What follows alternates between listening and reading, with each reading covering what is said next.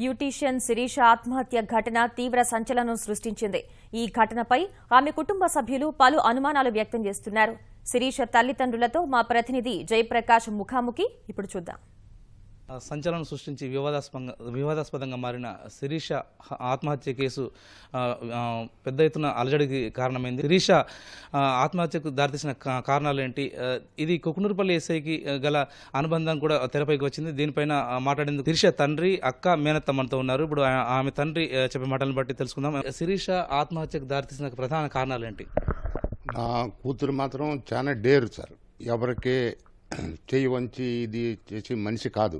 ఆత్మహత్య చేసుకుని అంత పిరికిది కాదు నా కూతురు. మేము మార్చిలో పోస్ట్ మార్టం తీసుకొచ్చాక బయట బాడీ అప్పచెప్పేటప్పుడు చూస్తే తల మీద దెబ్బ కనపడుతుంది సార్, కంటి మీద పక్కన ఒక దెబ్బ కనపడుతుంది.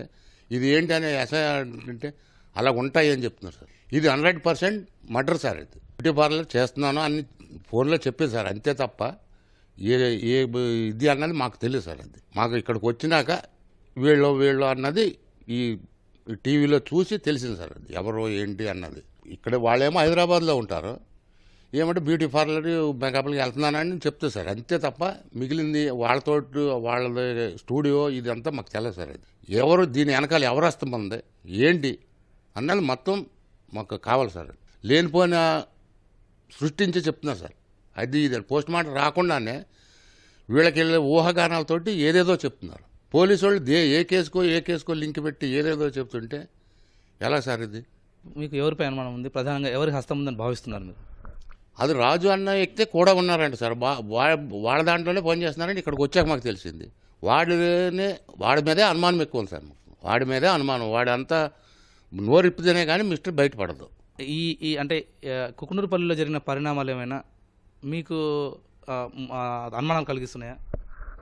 ఈ అనుమానం అంటే కుకునూరుపల్లి జరిగింది, అది పక్కా దెబ్బలు ఉన్నాయండి. మరి అక్కడ ఆ దెబ్బలు మరి ఇక్కడ కొట్టారా, అక్కడ తీసుకెళ్ళి హెరాస్ చేసి కొట్టారా అనేది ఇప్పుడు ఆ రాజీవ్ అన్న వ్యక్తి మాటల్లోనే తెలియాలి.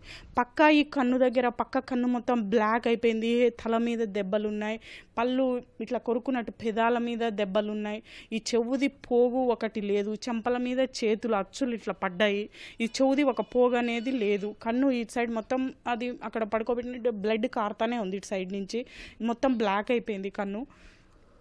పీకి మాత్రం అది వాళ్ళు సూసైడ్ అని పదే ప్రచారం చేస్తున్నారు. ఇన్ని అనుమానాలు కలిగిస్తుంటే వాళ్ళు సూసైడ్ అని ఎలా ప్రచారం చేస్తున్నారో అది అర్థం కావట్లేదు. ఆ అమ్మాయి ఉండేది నాకన్నా హైట్ అండి, 6 feet ఉంది ఆ అమ్మాయి.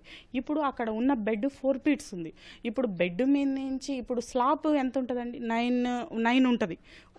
అపార్ట్మెంట్స్లో 9 ఉంటుంది.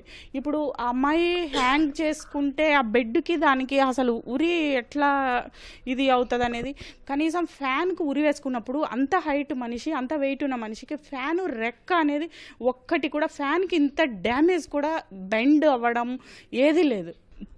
ఆ అబ్బాయి మరి హాస్పిటల్కి తీసుకెళ్ళామని, నేనే కోసానని ఆ రాజీవ్ అన్న అబ్బాయి చెప్తున్నాడు. చెప్పినప్పుడు అది ఎంతవరకు నిజం, అయితే ఆ అబ్బాయి ఏ హాస్పిటల్కి తీసుకెళ్ళాడు అనేది పోలీసులు అది ఇంట్రాగేట్ చేయాలి కదా. ఏ హాస్పిటల్కి తీసుకెళ్ళా వాళ్ళు పక్క ఇలాంటి కేసులు డీల్ చేసుకోవాలంటే వాళ్ళు పోలీసుల్ని సంప్రదించే వాళ్ళు ఇలాంటి కేసులు జాయిన్ చేసుకుంటారు. మరి వీళ్ళు ఏ హాస్పిటల్కి తీసుకెళ్లారు, అదంతా ఉట్టిదా నిజమా అని ఎన్నో వాళ్ళు బయట పెట్టాల్సింది. ఇది శిరీష కుటుంబ సభ్యులు చెప్పే విషయాలు. ముఖ్యంగా ఈ కేసులో నిజాలు తెలవాలంటే పూర్తిస్థాయి విచారణ నిర్వహించాలని వారు డిమాండ్ చేస్తున్నారు. దీనికి పోలీసులు కూడా పూర్తిగా సహకరించాలని వారు వేడుకుంటున్నారు. కెమెరామెన్ జనార్దన్తో జయప్రకాష్, ఈటీవీ న్యూస్, నల్గొండ.